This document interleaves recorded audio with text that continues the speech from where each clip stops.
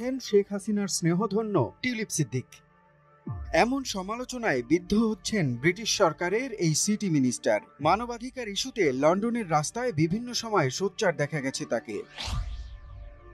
The Foreign Secretary there to defend Nazneen and to make sure she gets the protection that she deserves. ইরানি বংশোদ্ভূত British কর্মী নাজনীন জাঘারি তেহরানে গোয়েন্দা বৃত্তির অভিযোগে আটক হলে তার মুক্তির জন্য রাস্তায় নেমেছিলেন তিনি। অথচ তার একটি ফোন কলই যথেষ্ট হতে পারত বাংলাদেশে গুম হয়ে যাওয়া এক ব্যক্তির মুক্তির জন্য। সুযোগ থাকার পরেও তিনি সেই চেষ্টা করেননি। 2016 সালের 9 আগস্ট ব্যারিস্টার আহমদ বিন কাশেম আরমানকে নিজ বাসা থেকে সাদা পোশাকে তুলে নিয়ে যায় আইন শৃঙ্খলা রক্ষাকারী বাহিনীর সদস্যরা। 8 বছর গুম থাকার পর বহুল আলোচিত আয়নাঘর থেকে মুক্তি পেয়েছেন 40 বছর বয়স্ক কাশেম।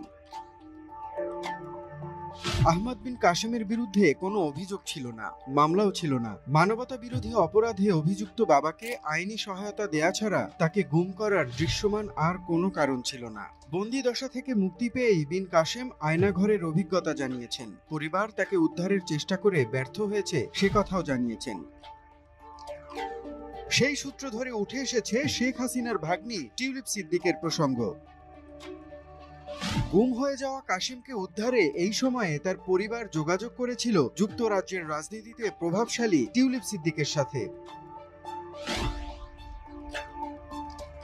ব্রিটিশ দৈনিক দ্য টেলিগ্রাফ বলছে, টিউলিপ সিদ্দিক জোরপূর্বক গুমের বিষয়ে অবহিত হওয়ার পরেও আদর্শিক কারণে যুক্তরাজ্যের বার অফ ইংল্যান্ড অ্যান্ড ওয়েলসের সদস্য আহমদ বিন কাশেমকে সাহায্য করার কোনো চেষ্টা করেননি। তার আইনজীবীরা বলেন, টিউলিপ সিদ্দিক তার ব্যক্তিগত কানেকশন ব্যবহার করে তাকে বন্দি দশা থেকে মুক্তি দিতে পারতেন, কিন্তু তিনি তা করেননি।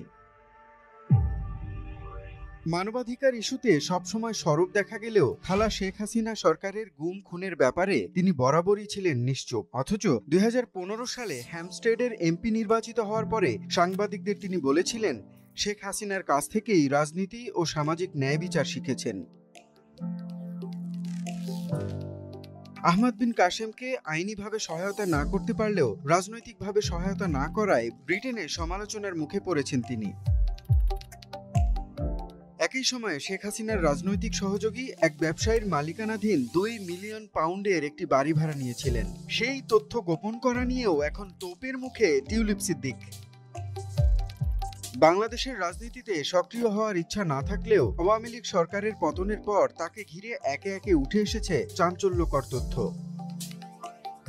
যুক্তরাষ্ট্রভিত্তিক গ্লোবাল ডিফেন্স কর্প বলছে, টিউলিপ সিদ্দিক শেখ হাসিনা ও রাশিয়ার প্রেসিডেন্ট ভ্লাদিমির পুতিনের মধ্যে বৈঠকের মতো রাষ্ট্রীয় অনুষ্ঠানেও যোগ দিয়েছিলেন।